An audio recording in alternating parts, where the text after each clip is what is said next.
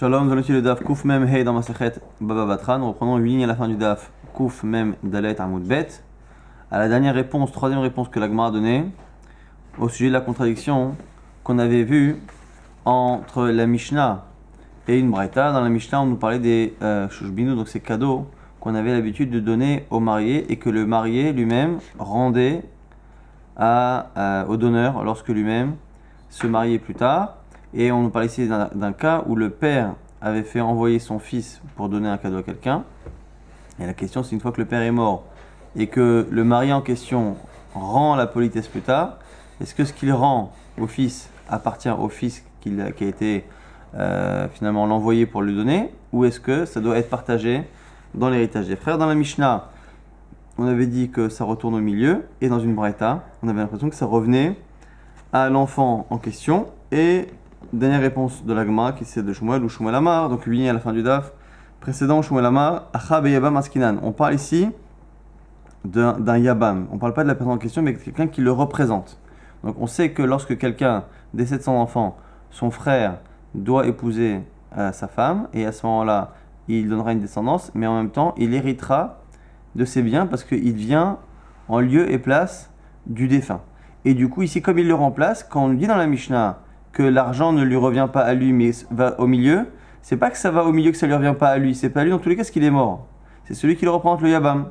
Donc imaginons quelqu'un qui a été envoyé par son père, qui était déjà marié, on va dire, il est envoyé par son père pour donner un cadeau à un marié. Lorsqu'il va se marier une seconde fois, par exemple, et que la personne vient lui rendre, et du coup, dans ce cas-là, c'est plus lui-même qui est là, c'est en fait lui qui est mort entre-temps, et c'est le Yabam qu'il a épousé, qui épouse une seconde femme, puisque lui-même a le droit ou pas. Donc dans la Mishnah, on aurait dit que c'est pas même ça.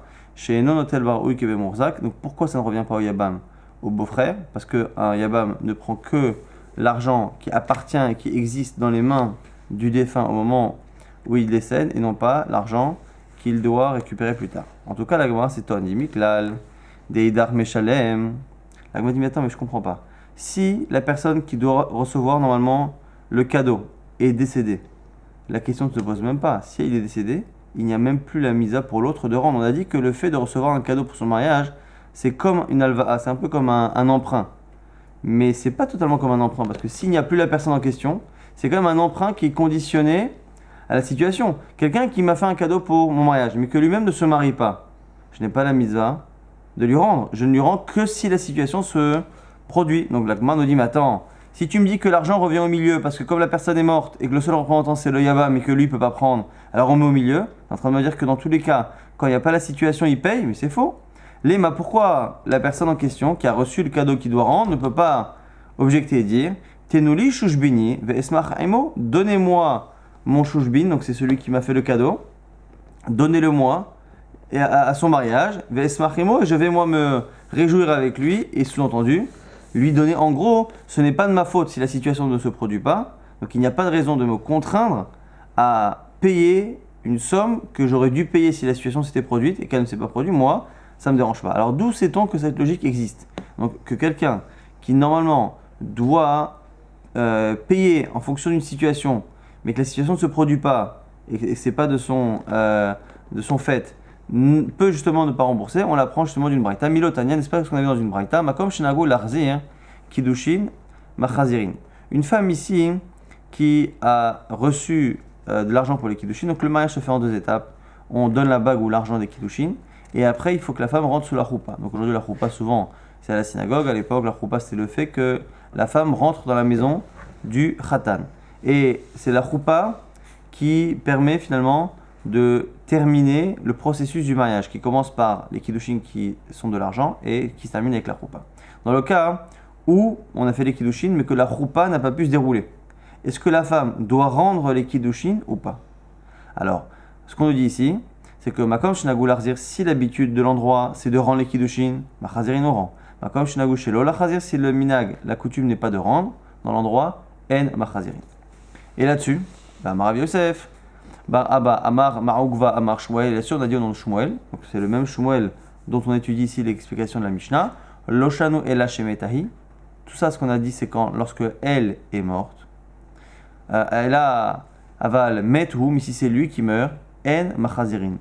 on ne rend pas. Donc ce qu'on nous dit ici, c'est que si un homme a épousé une femme, qui lui donne l'argent des kiddushin, et qu'entre les kiddushin et la choupa, cette femme décède, ses héritiers doivent rendre l'argent qu'elle a reçu en tant que kiddushin, puisqu'il n'y a pas eu de choupa. Si par contre c'est lui qui décède, et donc c'est à cause de lui, entre guillemets, qu'il ne peut pas y avoir de choupa, elle ne rend pas l'argent aux héritiers. Pourquoi? Parce que nous dit Shmuel, Yecholahi Tomar, parce qu'elle peut objecter et dire, Tenouli ben Ali, Vesmachimo, donnez-moi mon mari, que je me réjouisse avec lui. Sous-entendu, moi je suis prête à aller à la choupa, et donc il n'y a pas de raison que cet argent, je le perde. Achanami, ce que Shmuel a dit là-bas, disons qu'il le dit ici, Nima Tenouli Shushbeni, Vesmachimo. Pourquoi ici imaginer que lorsque la personne qui doit recevoir en cadeau le retour de ce qu'il a donné en mariage est décédée, pourquoi on dit que la personne doit tout de même payer, non pas à lui mais à quelqu'un d'autre? La situation n'est plus là, c'est pas de son fait. Il peut très bien se défendre et dire non, donnez-le-moi et vivant à son mariage et je paye, sinon non. Réponse de l'Agmara Mar Yosef, Chabema Askina, de quel cas parle-t-on ici? Kegon chez Samar Imo Shivat Mishte Velo Ispik le Poro Hachemen. Donc l'Agmara nous explique que dans cette explication de Shmuel, on est obligé de dire que c'est quelqu'un en fait qui a commencé à se marier. Donc en fait, quel est le cas? On a la personne on a dit monsieur A qui s'est marié, il a reçu le cadeau de monsieur B. Monsieur B se marie, monsieur A en retour assiste à son mariage, fait les 7 jours de fête avec lui, et donc dès qu'il commence à se réjouir avec lui, naît l'obligation chez lui de rendre à B ce qu'il a reçu précédemment, simplement avant même la fin de ces jours de fête et avant la roupa, la personne, non mais il n'a même pas avant la roupa, il est mort, et du coup comme il est mort, il y a le yabam qui va faire la mitzvah à la place, et donc du coup c'est là qu'on dit qu'au lieu de rendre au beau-frère, on mettra au milieu. Donc on voit ici qu'il y a vraiment un chiyuv, et ça ne contredit pas l'idée que normalement s'il n'y a personne, vraiment s'il n'y a pas de situation, il n'y a pas de raison que la personne rende le cadeau. Maintenant, l'Agma se propose de dire que cette logique-là, Tenoli Ba'aliv Esmach Emo, c'est peut-être une marloquette Tanaïm. Lima, peut-être, propose que Tenoli Ba'aliv Esmach Emo, que la femme qui ne peut pas aller à la choupa, mais encore une fois, qui n'est pas fautive de cela, et qui ne veut pas rendre l'argent en disant donnez-moi mon mari, et moi à la limite je suis prête à me marier, dis-moi que c'est peut-être une marloquette Tanaïm. Tanaï, c'est une marloquette Tanaïm d'Etania, c'est marqué dans une braïta. Amare, c'est Aïcha Betula, celui qui épouse une femme. Si on parle des kiddushin, Betula, si la jeune fille se marie pour la première fois, qu'elle n'a jamais eu de relation, Govamataim, elle prendra, lors du divorce ou du décès de son mari, elle prendra 212. Ve Almana, si c'est une veuve, Mané, 100. Makom Shinagul la Chazir Kiddushin, Machazirin, s'il n'y a pas eu la choupa, si l'habitude est de rendre, Machazirin on rend, Makom Shinagul la Chazir, Kiddushin en Machazirin, là on n'a pas l'habitude de rendre, on ne rend pas, d'ivré Rabbi Nathan. Ça c'est Rabbi Nathan. Maintenant vous allez voir que Rabbi Anassi vient et va dire exactement la même chose, d'où la question de l'Agmara. Rabbi Anassi Omer, Behemet, en réalité ils ont dit quoi? Makom Shinagul la Chazir Machazirin, quand on a l'habitude de rendre, on rend. Makom l'endroit Shinagul la Chazir, on a l'habitude de ne pas rendre. En Machazirin. L'Agmara pose la question évidente. Rabbi Anassi, Hainu Tanakama. Ce que dit Rabbi Anassi revient à ce que dit Tanakama, non seulement dans l'idée, mais même dans les mots. C'est-à-dire qu'il n'y a vraiment quasiment aucune possibilité de faire des distinctions dans les mots.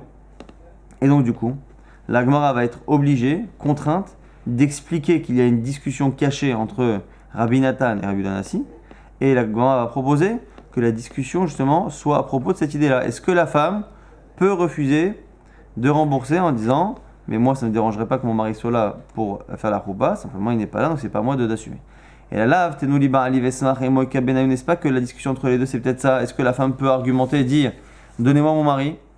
Et il manque des mots dans cette braïta pour comprendre des mots de transition entre Rabbi Nathan et Rabbi Anassi. Ce qu'on a dit au début c'est que celui qui épouse une femme, l'actuva vaudra 200 ou 100 en fonction de la situation de la fille. De quel cas parle-t-on? Des Hadar B. Ihu. Dans le cas où c'est lui qui finalement ne veut pas l'épouser. Aval Meta.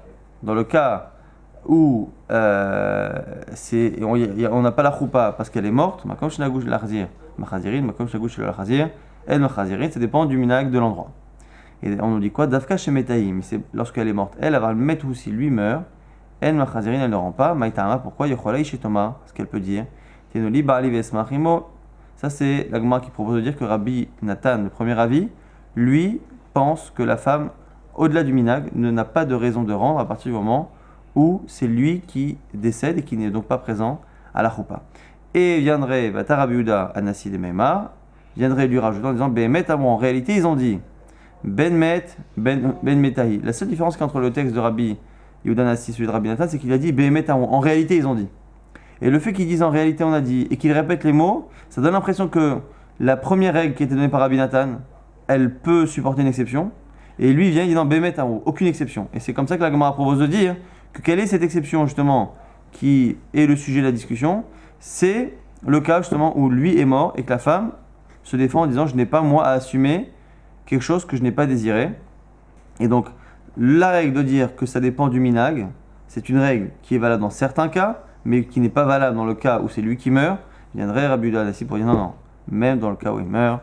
Donc du coup, ben mettre un mot ben mettre ou que soit lui qui meurt ou ben mettre ou que ce soit elle.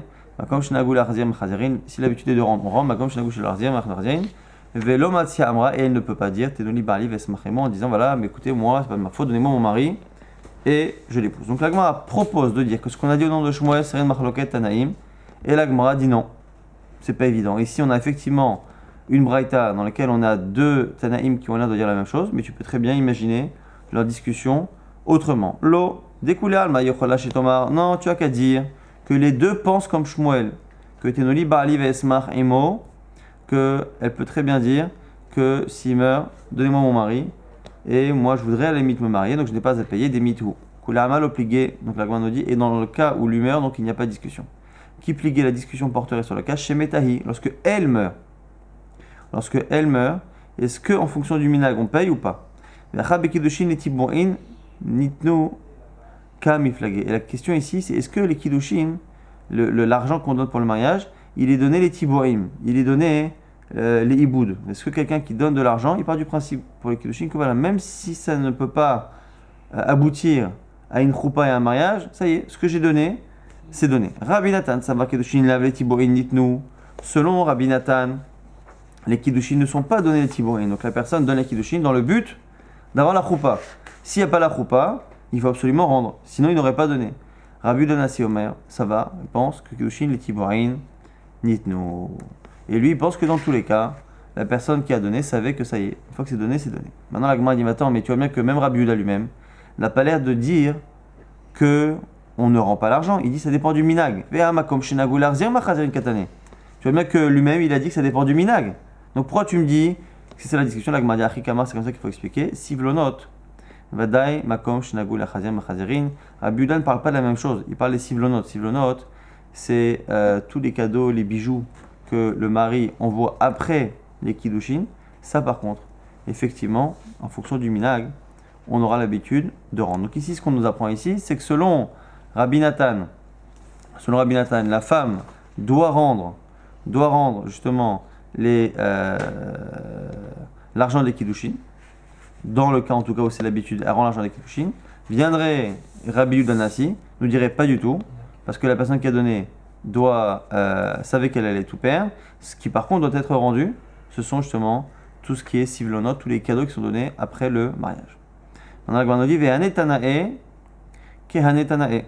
On dit que voilà, et cette marloquette là, ça revient à une autre marloquette Tanaïm. Détania, c'est marqué dans une braïta. Kicha bekikar. Donc la même marloquette, est-ce que justement on a l'habitude, est-ce qu'on a une marloquette sur le fait que les kiddushin ils sont donnés pour être perdus ou pas? Donc on préfère dire que c'est une marloquette Tanaïm qui existe par ailleurs des Tania. Kicha bekikar. Un homme qui épouse une femme avec un kikar. Donc ici un kikar, c'est une valeur qui est bien supérieure à ce que la femme recevra en tant que ktuba. Donc betula goba mataim ve almana mané. La betula, si elle est jeune fille, elle recevra 200 au moment du divorce. Ve almana mané, et l'almana, la veuve, c'est une veuve à la base déjà, donc elle se marie pour la seconde fois, hein, elle ne recevra qu'un mané. Donc on est en train de dire ici que c'est un kiddushin normal, où la personne donne une grande somme au départ, et où à la fin, au moment du divorce ou du décès, la femme récupère sa ktuba. Donc pour l'instant, il n'y a aucun problème. Divrei Rabbi Meir, c'est Rabbi Meir. Rabbi Yehuda Omer, Betula Gova Mataim Valmana Mané, ou machazeret lo et ash'a. On verra pourquoi. Là, ici, nous dit Rabbi Yehuda que elle prend sa ktuba et elle rend le reste de l'argent des kiddushin. Donc ici, il l'a mariée avec des kiddushin et kiddushin qui valent de 20 ou 30 et 40 fois un kikar, ça vaut entre 20 et 30 fois la somme de la ktuba. Ce qu'on nous dit ici, c'est que sur tout le kikar qu'elle a reçu, elle ne prendra que l'argent qui correspond à la ktuba, dans le cas d'un décès ou d'un décès ou d'un divorce. Elle prendra que l'argent et elle rendra le reste. Rabbi Yossi Omer, qui Chaber Isrim notenla shloshim chatzaim. Alors lui, il dit ça dépend. Si il a épousé avec 20 shekels, notenla shloshim chatzaim, il donnera 30 moitiés de shekels, donc 15 shekalim. Kitcha mishloshim, s'il l'a épousé avec 30, notenla isrim chatzaim, il donnera 20 moitiés, donc 10 shekalim. On verra exactement ce que ça veut dire. La Gemara tout de suite dit, mais Askina, de quoi parle-t-on? Pourquoi ici on parle de kiddushin où la personne à un moment donné, selon certains, doit rendre les kiddushin sauf la ktuba? Après on a Rabbi aussi qui donne encore une explication qu'on ne comprend pas. La Gemara dit, il est machemeta, si c'est elle qui meurt, mais il la ktuba. Il n'y a pas de ktuba pour une femme qui meurt, si c'est lui meurt ou si lui divorce. Mais la shemetu, alors c'est ça, c'est parce qu'il est mort. S'il est mort, amay machazeret lo et ha. Pourquoi il faudrait rendre une partie? On a vu que selon certains, selon Rabbi Yehuda, il faut qu'elle rende, elle ne prend que la ktuba et elle rend les kiddushin pour rendre les kiddushin. Alors il dit, venima, et si tu veux me dire tenuli ba'ali ve'esmach imo, la Gemara dit, si tu veux me dire que c'est un cas où il est mort avant la ktuba, à ce moment-là, là aussi elle devrait pas rendre. Pourquoi? Parce qu'elle peut très bien dire, tenuli ba'ali, donnez-moi mon mari et moi je veux me marier. Vela bechet Israël chez Zinta. La Gemara dit, c'est peut-être parce que c'est un cas où la femme a trompé son mari et donc il s'en sépare. Et la Gemara dit, ubemai, iberatson, il y a deux manières. Si elle a une relation extérieure, extra-conjugale, beratson de manière volontaire, mit la ktuba, elle n'a pas de ktuba. Donc comment lui dire qu'elle prend la ktuba, qu'elle rend le reste? C'est l'inverse à la limite. L'argent des kiddushin est là et c'est la ktuba qu'elle n'a pas. Ve'ela, be'one, si tu dis que c'est une relation non consentie, mishra shayal, à ce moment-là, elle est autorisée à rester avec lui et lui à la garder, donc il n'y a pas de raison que tout ça se produise. Et s'il veut la divorcer, à ce moment-là, il lui paye tout, comme une femme qu'il souhaite divorcer pour des raisons personnelles. Ve'ela, bechet kohen shenensa. L'Agma propose de dire, c'est une femme de Kohen qui a été contrainte à une relation. Or, le Kohen, à partir du moment où la femme a une relation avec quelqu'un qui lui est interdit, même si elle n'a pas désiré, elle est interdite ici au Kohen. Et donc, du coup, c'est un Kohen qui se retrouve avec une femme qui ne peut plus. Donc, ça revient un peu au cas où on ne peut pas aller plus loin dans le mariage, au lieu que ce soit parce qu'un des deux est mort, c'est parce qu'ici, cette femme-là subit quelque chose qui fait qu'elle ne peut plus rester avec son mari. Et du coup, la discussion entre les trois, c'est cela. Et la question est, est-ce que finalement, quand quelqu'un donne des kiddushin, il les donne même si finalement ça ne pourra pas aboutir. Ici, à cause d'un problème d'une relation non consentie. Rabbi Meir, savoir kiddushin et tiborin nitnu. Rabbi Meir pense, comme on avait dit là-bas au nom de Rabbi Udanassi, que les kiddushin sont donnés à perte, entre guillemets. Le type, il sait qu'il ne les récupérera pas. Et donc, même si finalement il ne peut plus rester avec elle parce que cette femme-là subit quelque chose qui fait qu'en tant que Kohen il ne peut plus rester avec elle, il ne cherche pas à récupérer quoi que ce soit. Rabbi Yehuda Savar, lave les tiborim nitnu. Et Rabbi Yehuda, ici, pense que lave les tiborim. C'est pas le même Rabbi Yehuda que dans l'autre. On a vu que là-bas c'était Rabbi Yehuda Nassi, là c'est Rabbi Yehuda Stam. Rabbi Yehuda Savar, lave les tiborim nitnu. Au contraire, c'est pas justement donné pour cela. Et donc du coup c'est pour ça que Rabbi Yehuda disait que si elle a reçu un kikar qui est une somme plus importante que la ktuba, elle récupérera la ktuba, mais tout le reste des kiddushin doit être rendu, parce que si lui savait qu'il ne pouvait pas rester avec elle, il ne les aurait pas donnés. Et maintenant Rabbi aussi, mais savent caler, il est tibo nitnu, ilo, et Rabbi aussi ne sait pas trancher comme Rabbi Meir, ne sait pas trancher comme Rabbi Yehuda, et donc du coup, il coupe la poire en deux. Donc dans le cas, Ilkar, c'est pourquoi on nous dit quoi? Kitcha va Esrim, s'il l'a épousé avec Aesrim 20 shkalim. Donc 20 shkalim en zouz, ça fait 80 zouz. Ça fait 80 zouz. Et du coup, on nous dit quoi là-bas? Notenla shloshim chatsaim. Dans ces cas-là, il devra lui donner 30 moitiés de shekel, c'est-à-dire 15 shekalim. Kitchav et shloshim, si c'est shloshim. Notenla Aesrim chatsaim. Donc je vous laisse faire le calcul. À partir du moment où ici, on a 20 shkalim, on a dit que ça revient à ça revient à 4 fois. Donc un shekel, c'est 4 zouz. Donc les esrim, ça fait ici 80. On va prendre la moitié et on va l'enlever à la somme de la ktuva. Donc si la ktuva, elle était d'un mané à mané, c'est 100 zouz. Si un mané, c'est 100 zouz, on va enlever à ce mané 40 zouz. Et c'est ce qu'on nous dit ici. Ça revient donc à laisser 60. Et 60 zouz, ça revient à 15 shkalim. 15 shkalim, effectivement, c'est 30 moitiés de shkalim. Kicha beshloshim. Si par contre, il est épousé avec 30 shkalim, donc 30 shkalim, c'est finalement x 4, ça fait 120, donc c'est supérieur à la somme de la ktuba. À ce moment-là, il donnera de là esrim chatzei. Ça, c'est la fin de ce digun. Maintenant, au passage, on nous dit quelques halachot. Mar Yosef bar Minyomi amar Nachman, bechol makom shenagul achazim achazirin. Dans tout endroit où on a l'habitude de rendre, on rend. La Gemara dit Vitar Gouma, et on a expliqué, traduit que ça veut dire qui? Nardea. L'endroit où on a l'habitude de rendre les kiddushin, c'est dans la ville de Nardea. Sh'a Bavel Mai, le reste du pays de Bavel, quel est l'alacha? Rabba ve Rav Yosef d'Amret Avayou, Mohare Adre, Kiddushe lo Adre. On a ici Rav Yosef et Rabba qui disent, Rav Yosef et Rabba qui disent que les cadeaux que l'on donne après les kiddushin devront être rendus. Par contre, les kiddushin eux-mêmes ne sont pas rendus. Amara Papa, et la Papa nous dit Icheta ben shemethu ben shemetahi ve'adarbehu mohare hadre kiddushe lo hadre. On nous dit ici que ce soit lui qui meurt, que ce soit elle qui meurt, que ce soit lui qui change d'avis.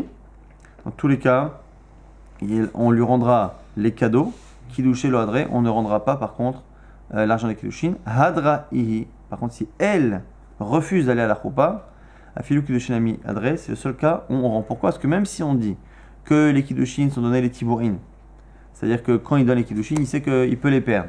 C'est lorsque la situation n'est pas désirée par la femme. Donc il se dit, voilà, je donne. Et même si un jour cette femme-là décède et ne peut pas rentrer sur la choupa, même si un jour cette femme-là devient interdite parce qu'elle a une relation sans le vouloir et que je suis Kohen, ça, à la limite, il peut être mouchel dessus. Mais par contre, si elle ne veut pas, évidemment qu'il n'aurait jamais donné de l'argent au Kiddushin si cette femme ne voulait pas aller à la choupa. Amemar Amar, Kiddushin lo Adre. Amemar nous dit que les Kiddushin, dans ces cas-là, on ne les rend pas. Xera, Shemaïru Kiddushin, Tofsin Bachota. Pourquoi? Parce qu'on a peur que si cette femme rend les Kiddushin, on a peur que les gens disent quoi? En fait, il n'y a jamais eu de Kiddushin, il y a eu une erreur par exemple. Et comme il y a eu une erreur dans le mariage, ce mariage n'a jamais existé. Et comme il n'a jamais existé, si demain cet homme-là veut épouser la sœur, il pourrait le faire. Or c'est faux. Pourquoi? Parce qu'il y a eu des kiddushin. Simplement, ils n'ont pas été à la choupa, donc il doit lui donner un guet. Il lui donne un guet. Simplement, elle a l'obligation de lui rendre l'argent. Mais ça ne veut pas dire. Et comme en général, on ne rend l'argent que lorsque les kiddushin n'ont pas fonctionné, les gens pourraient croire que ça n'a pas fonctionné et faire en sorte de croire que la sœur est autorisée. La Gemara dira Shiamar, Gita Moriachale. La Gemara dit, mais puisqu'il donne un guet, le guet sert de preuve et de connaissance à tout le monde pour savoir qu'il y a eu des kiddushin. La Gemara dit Veha de Ravashi bedutahi. Et ce qu'on a dit au nom de Ravashi, c'est faux, ça n'a pas été dit. Dika de Shama Beha, Velo Shama Beha, parce que certains entendent, d'autres n'entendent pas. Donc beaucoup de gens entendent qu'il y a eu un mariage, mais ne sont pas forcément au courant qu'il y a eu un guet. Donc à partir du moment où on entend qu'il y a eu un mariage et qu'on entend que l'argent est revenu, on se dit finalement le mariage n'a pas fonctionné et la sœur est autorisée. On reprend la Mishnah qui disait qu'il est Shashouch Binot, Nigbet Bevedi, on avait dit que le fait de recevoir de l'argent pour son mariage oblige la personne à rendre au mariage de la personne qui lui a donné, et c'est une obligation que l'on peut même réclamer dans un tribunal. Tanor Rabbanan, la Braïta nous dit Chamishat Varim Neemru Beshush Binut. Il y a 5 halachot qui ont été dites au sujet de ce cadeau-là de Shush Binut. Nikbet Beveddin, la première c'est ce qu'on a dit dans la Mishnah, c'est-à-dire qu'on peut la réclamer dans un tribunal. Et Choseret Beronata, et autre chose, c'est qu'elle ne revient qu'à un temps donné, c'est-à-dire qu'il faut absolument. Donc, ça a été donné à un mariage, cette obligation reviendra au mariage. Et on a vu entre autres que du coup, si la personne ne se marie pas, la personne peut très bien dire je n'ai pas de raison de payer. Donc, c'est un peu différent par rapport à une dette. Elle est conditionnée à une situation. Ve'ein ba mishum ribit, et il n'y a pas de problème de ribit. Donc, la personne m'a fait un cadeau qui vaut 1000 à mon mariage, je peux très bien lui rendre un cadeau qui vaut 1100 et il n'y a pas de problème d'intérêt, alors que par contre, si c'était un prêt d'argent, il aurait été très problématique effectivement que je lui rende plus. Ve'en hashveit meshametata, et là on tourne la page, on est au verso. Ve'en hashveit meshametata, la 7e année de la Shemitah n'annule pas cette dette comme toutes les dettes qui sont annulées à la Shemitah. Mais si on a de l'argent qui est rendu au père et qui est mis dans le pot commun dans le cas où le père a donné en son propre nom et que c'est rendu plus tard, à ce moment-là, le Bechor l'aîné lors de l'héritage ne prendra pas double part. Et la Gemara va expliquer exactement ces 5 halachot. Pourquoi on peut réclamer cette somme-là au Beddin, au tribunal, qui est milva damia, parce que ça ressemble à un prêt, c'est comme un emprunt, il faut rendre. Alors du coup, et pourquoi il n'y a pas de rébit, il n'y a pas d'intérêt? Parce que la personne ne rend pas avec cette intention. Simplement, la personne lui a donné 1000 à son mariage, et lui, quand il revient, il va au mariage, il mange tellement bien, il boit tellement bien, il est tellement heureux avec lui, peut-être qu'entre temps, ils se sont même rapprochés, il a envie de lui faire plaisir, et donc il est un peu plus généreux que ce que l'a été à l'époque la personne, et du coup, ça ne pose pas de problème. Ce qui est intéressant, c'est que dans un cas d'un prêt, par exemple, on ne peut pas, même si je n'ai pas l'intention de rajouter en tant que rébit, à partir du moment où je donne plus que ce que j'ai reçu, c'est interdit non pas minatora, mais midera, mais ici on laisse la situation telle quelle, parce que c'est pas réellement un prêt. Pourquoi la shveit n'annule pas cette dette? Parce que c'est marqué dans la Torah que pour la 7e année, il ne faut pas que l'oigos c'est très haut, il ne faut pas que tu ailles réclamer, que tu ailles vraiment aller chercher ton prochain pour réclamer cet argent. Or, comme on a vu au tout début, c'est quelque chose qui ne vient que beronata. C'est que lorsque la situation du mariage arrive chez l'autre, que mon obligation arrive. Donc si je me suis marié, on va dire à la 6e année de la Shemitah, et que j'ai donc contracté plus ou moins cette dette envers lui, c'est une dette qui n'est pas réellement contractée, parce qu'elle est conditionnée au fait qu'il se marie. Et donc si la 7e année passe, et que la 7e année, lui n'était pas en train de se marier, cette dette n'existait pas encore, elle était suspendue, et comme elle n'existait pas, elle n'est pas annulée par la Shemitah. Mais le Bechor ne prend pas double part dans cet héritage, d'avaler raoui, parce que c'est là aussi pareil, quelque chose qui n'existe pas maintenant, c'est juste quelque chose qui est à venir. On a vu à plusieurs reprises que le Bechor ne prend pas double part dans l'argent qui n'existe pas actuellement chez le père, mais qui est simplement susceptible de venir. Amar Rav Kana dit Klala, Dishush Benita. On a ici un klal à propos justement de ces cadeaux-là, que Hava Bemata, vous allez voir que ici, il y a certaines situations qui justifient que la personne puisse payer ou pas payer. Hava Bemata, s'il est en ville, lorsque la personne qui lui a donné le cadeau se marie maintenant à son tour, elle est les méta. À ce moment-là, le type ne peut pas dire oui, je savais pas, j'étais pas au mariage, ainsi de suite. Non, il doit venir au mariage, et si il n'a pas profité de la fête, il n'a pas mangé, ça n'enlève pas son obligation qu'il a de payer, de rembourser cette somme. Shama Arka Tavla, Ibaele, les méta, pareil, si il y a dans la ville quelqu'un qui passait, qui faisait sonner des cloches pour dire voilà, un tel se marie, ou les khatanim sont là-bas ou arrivent, là aussi, on estime qu'il a l'obligation de se déplacer, s'il veut en tout cas profiter du Mishneh. S'il ne veut pas en profiter, ça ne changera rien, il devra payer. L'Oshama Kaltavla, Ibaele le Odouai. Par contre, si il n'y avait pas d'information qui a été faite, normalement, la personne qui se marie aurait dû le lui informer. Et donc, du coup, Taromet, il peut lui en vouloir et lui reprocher. Et du coup, Shalom et Meshalem, il paiera la somme, mais il devra tout de même retrancher cette somme d'argent dont il aurait dû profiter dans le repas. Donc du coup, ici, quelle est la situation? La personne se marie à son tour, ne lance pas des faire-part et ne prévient pas la personne. Donc lui dit, attends, t'es gentil, moi tu m'as fait un cadeau, effectivement, de 500 € à l'époque, mais tu as bien profité d'une place de traiteur, tu as profité de 100 € de nourriture, et donc du coup, moi, il n'y a pas de raison que je paye aujourd'hui 500 sans avoir profité, alors que tu as fait en sorte que je ne puisse pas en profiter. Et donc, on enlève. La Gemara dit combien on enlève? Ve'ad kama. Amar Abaye nous dit Nagu bene genana. Ici, on a l'habitude, pour les gens de la choupa, de faire ce calcul-là. Adzuza. Si le cadeau des Shulbinut a été inférieur à un zouz c'est pas grand-chose, mais c'est sûrement parce que voilà, il y avait plusieurs mariages, il y avait plusieurs invités, toute la ville allait au mariage, donc c'était avec un zouz souvent qu'on pouvait avoir assez d'argent. Aïta bechape achla bekrese. Ce qu'on nous dit ici, c'est qu'il y a une expression qui dit que si le type il vient avec un zouz, Aïta bekape, ce qu'il est venu avec sa main, achla bekrese, il l'a mangé avec son ventre. C'est-à-dire que, en gros, quand c'est inférieur à un zouz, il n'a pas donné plus que ce qu'il a consommé. Donc en fait, il a payé le traiteur, ce qui à l'époque un zouz c'était pas mal. Adarba'a, Si c'est plus qu'un zouz, mais jusqu'à 4, de 1 à 4, Meshalem, Palga, il faudra qu'il retranche donc la moitié, Mikan ve'elach, et après cela, Inish, Kachashivute, c'est en fonction de la Chashivut et l'importance de la personne qu'on va retrancher cette somme-là. Tanoura Banan, maintenant, on va nous apprendre quelques exceptions. Asa Aimo be Pumbi.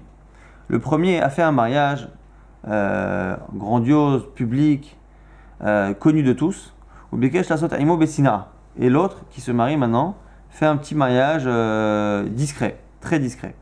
L'autre peut lui dire Yachol Valo, mais Pumbi Aisa Imacha, qui est derrière Sha'asita, imminent. Moi, je veux une simcha, je veux un michté qui est en public, qui est dévoilé et non pas caché comme le tien. Et donc, quand tu te marieras de cette manière, on verra ici que c'est assez étonnant parce que vraiment la personne qui doit rendre peut vraiment demander à ce que ce soit le même type de mariage pour qu'il puisse donner cette somme. Ah ça, Ptula, le premier qui s'était marié avec une jeune fille qui n'a jamais eu de relation, qui était vraiment une jeune fille, ou Bikesh la Sot Aimo Be Almana, et l'autre qui se marie à son tour maintenant, lui il épouse une veuve. L'autre peut lui dire Beptula et Saimecha, qui est derrière Shasitaim. Attends, moi ma fête c'était une belle fête, c'était un premier mariage pour cette femme-là. Toi, tu épouses une veuve, le mariage il est un peu moins grandiose. Je ne veux pas. Redonne-moi ce mariage-là et je te le ferai. Asaimo Bishnia, Bikesh la Sot Aimo Berishona. Maintenant, dans le cas où c'est l'inverse, c'est l'opposé.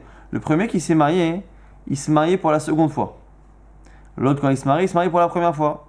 Là, même là, il peut réclamer, dire Yachol Omar, il peut le dire. Il dit non, toi aussi, j'attendrai ton second mariage pour te rendre cet argent. Asaimo Be'achat, Bikesh la Sotlo Aimo Bishtaim. Le premier s'est marié avec une femme. Le deuxième, il a fait une seule fête pour deux femmes.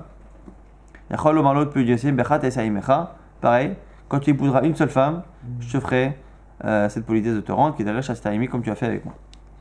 Tano Rabanan, ici comme on a parlé ici de mariage et de l'expression Pumbi ici pour dire quelqu'un qui le fait en public, l'Agmara va nous rapporter une braïta qui va parler justement des Talmidei Chachamim et de leur manière de connaître justement la Torah.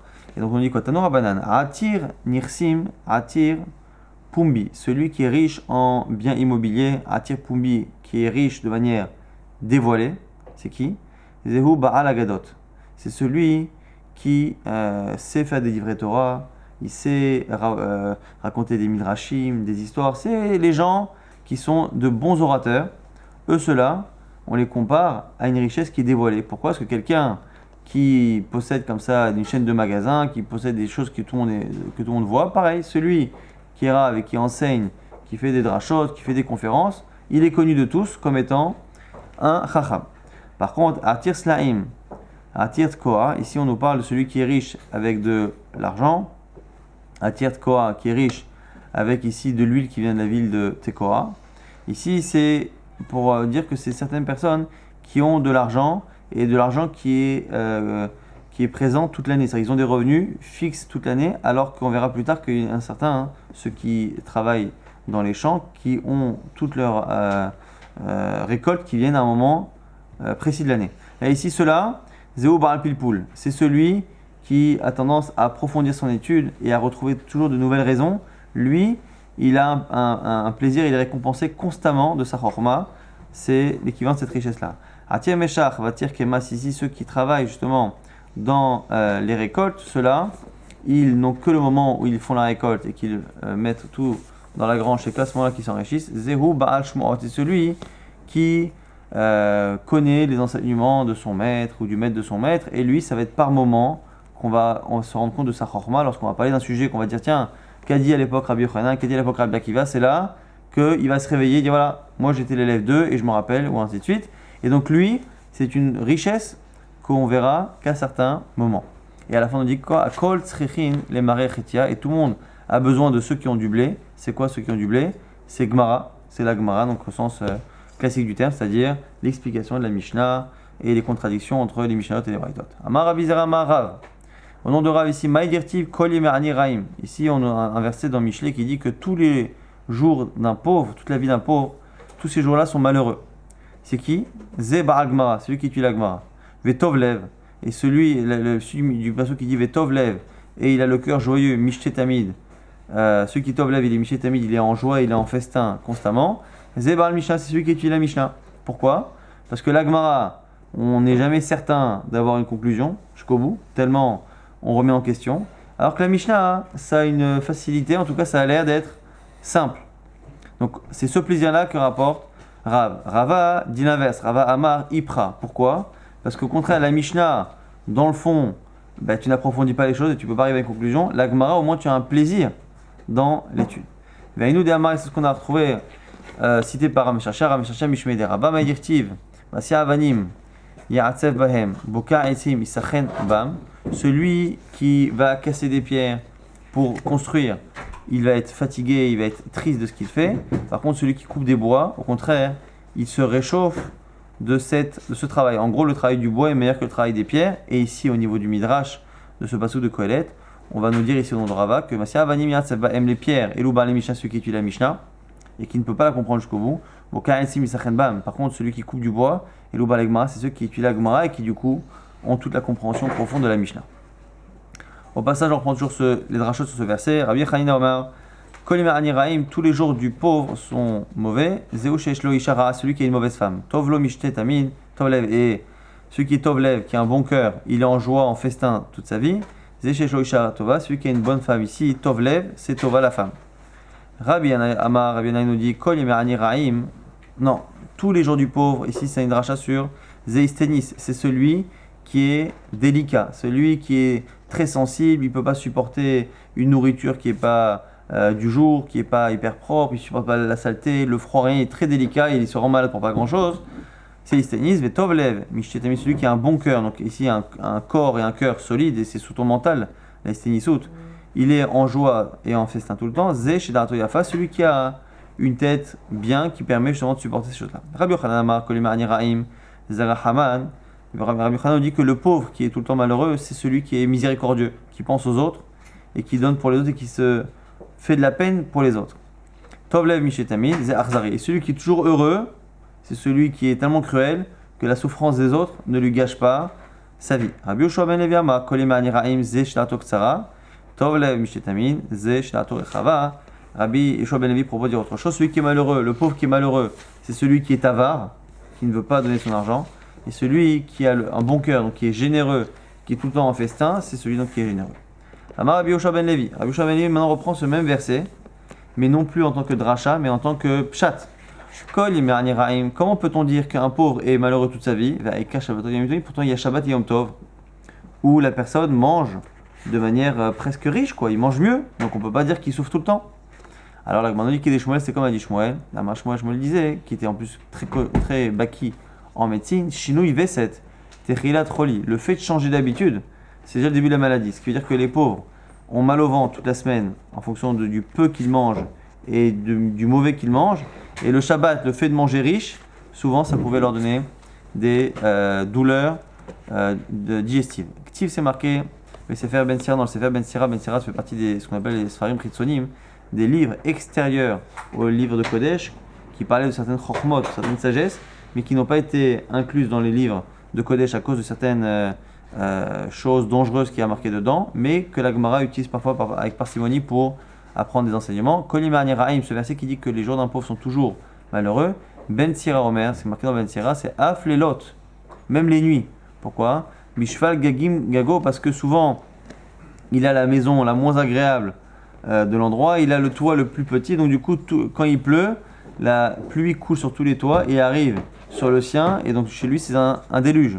Ganim les Gago, et donc du coup la pluie arrive dans son toit, ou Beru Marim Karmo, quand il achète une vigne pour travailler, il ne peut se payer que la vigne la moins agréable, elle est tout en haut, il faut qu'il monte pour aller la travailler, et en plus quand il met là-bas des produits, des engrais pour son terrain, finalement, comme c'est en hauteur, l'eau fait couler ses engrais et la plupart de l'engrais qu'il a mis arrive pour les autres, alors que celui qui a sa vigne en bas récupère les engrais de ceux qui sont en haut. Mais Afar, Karmo, les Kramis, c'est en train de dire ici que le pauvre, il a la pauvreté vraiment immédiate de ne pas avoir certaines choses, mais il a aussi toutes les conséquences d'être mal logé et d'avoir un mauvais travail.